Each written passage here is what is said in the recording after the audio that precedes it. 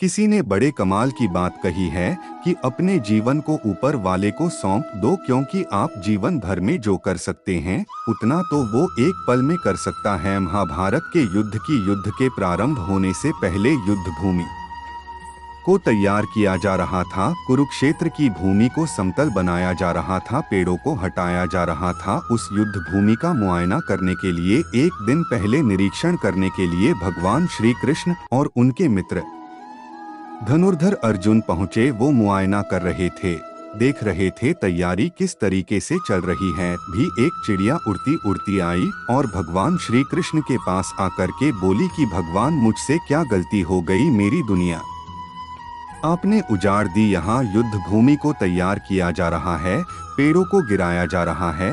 एक हाथी ने आकर के मेरा पेड़ गिरा दिया। मेरा घोंसला उस पर था, वो घोंसला गिर करके जमीन पर आ गया।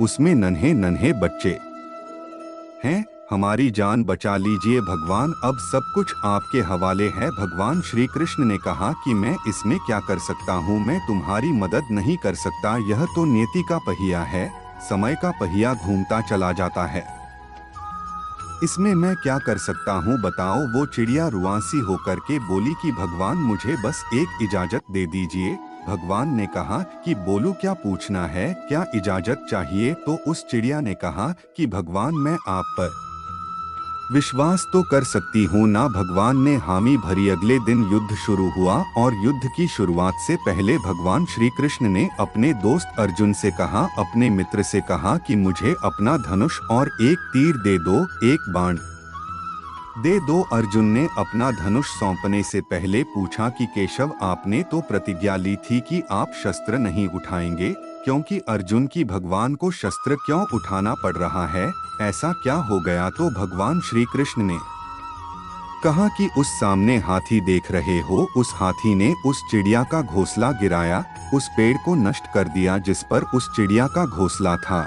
मुझे कुछ तो करना पड़ेगा। अर्जुन समझ गया। भगवान श्री कृष्ण ने वो धनुष लिया है, एक तीर छोड़ा, लेकिन ये क्या, वो तीर जा करके हाथी को लगा ही नहीं। उसके गले में घंटी लटकी थी, उस पर जाकर के लगा और वो घंटी नीचे जमीन पर गिर गई। अर्जुन हंसने लगा और कहने लगा कि माधव, आपसे नहीं हो पाया, मुझे मौका दीजिए, 1 मिनट में उस हाथी को नष्ट कर दूंगा, खत्म कर दूंगा। भगवान ने कहा कि नहीं, नहीं हो गया, बस इतना काफी था। अर्जुन ने भी ज्यादा सवाल जवाब नहीं किए। 18 दिन तक युद्ध चला और उसके बाद में जब पांडवों की जीत हुई तो एक बार फिर से उस मैदान को साफ किया जा रहा था, क्योंकि काफी युद्ध के बाद में जो नुकसान हुआ था, बहुत सारा सामान गिरा पड़ा था, साफ सफाई चल रही थी। भगवान श्री कृष्ण एक बार फिर से अपने दोस्त, अपने मित्र अर्जुन के साथ में उसी भूमिका करने के लिए निकले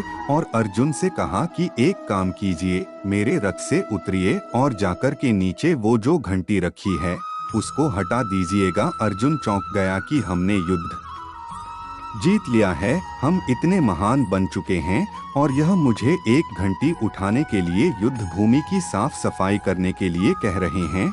लेकिन जानता था भगवान है, कुछ भी कह सकते हैं। रथ से नीचे उतरा, जाकर के उस घंटी को डोट उठाया, साइड किया और जैसे ही उस घंटी को उठाया वैसे ही उसके नीचे से नन्हे नन्हे बच्चे चिड़िया के फड़फड़ाते हुए उड़ान भर ली। उन्होंने उड़ गए। अर्जुन की आंखें नम हो गईं। उस घंटी के नीचे था वो घोंसला उस चिड़िया का जो मदद मांगने आई थी। 18 दिन के युद्ध में वो चिड़िया और उसके बच्चे सुरक्षित रहें, क्योंकि घंटी वहां पर उनका सुरक्षा कवच बनकर आ चुकी थी। चिड़िया ने शुरुआत में सिर्फ ये कहा था कि क्या भगवान, मैं आप पर विश्वास तो कर सकती हो ना। और भगवान ने हामी भरी थी दुनिया में हमारे सामने, चाहे जो परिस्थिति आ जाए, एक काम कीजिएगा, अपने जीवन को ऊपर वाले को सौंप दीजिएगा, क्योंकि आप जीवन भर में जितना कर सकते हैं उससे कहीं ज्यादा तो वो एक पल में कर सकता है।